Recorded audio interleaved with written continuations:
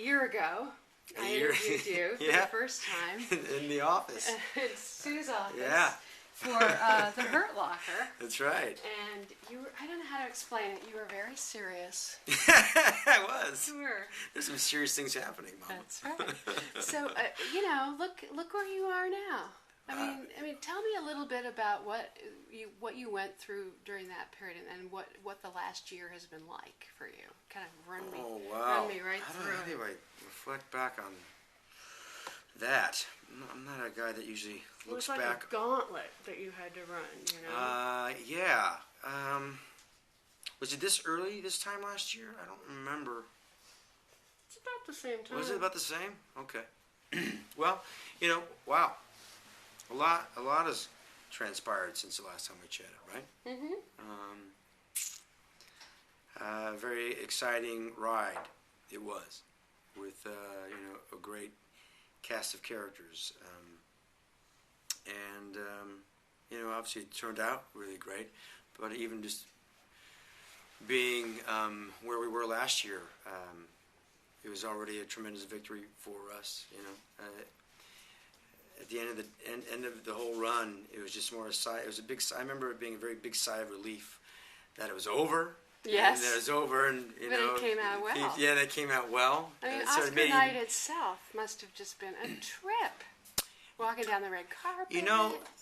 That was a lot easier than I thought it was going to be because of all the things prior to it.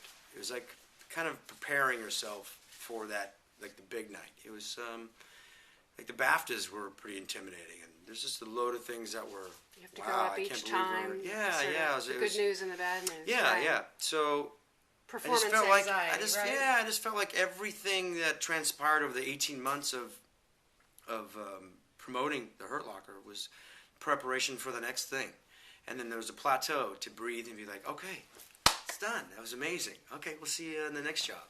And then something else would happen. And then something else would happen. And something else. And there's probably like 5 times that we felt like, okay, it's done. That was awesome. I can't believe we're even here this far.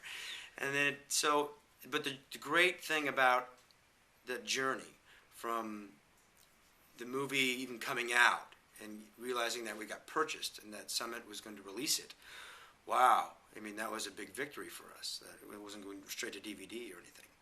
And then there's like 5 other things that happened that were just fantastic. And then, but what the great thing about that is it being such a stretched out, slow transgression into new territory for all of us. It made it almost palatable.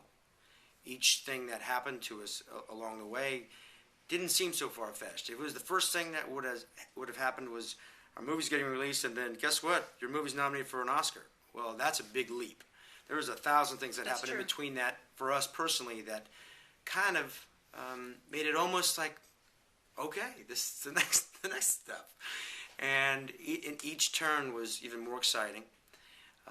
There was new faces and new questions and the same questions. I'm sure. And a new suit, a different hotel room, in a different city. And I felt like Bon Jovi or something, doing a world tour. But it was a tremendous ride that I didn't think would ever happen in life. You must have been feeling, among your peers, especially in the acting community, a certain warmth, a certain support that maybe you didn't know was there. Yeah. That was the personally outside of the Hurt Locker itself, was having your peers sort of recognize you that you've never met, or people that you've watched most of your life. When you have Clooney's or just all these random movie stars and saying, hey, welcome. It's about time, or whatever it might be, all these sort of wonderful congratulations. And when Paul McCartney says your name, it's like, wait a minute, how do you know who I am? You're a Beatle, dude. How do you know who I am?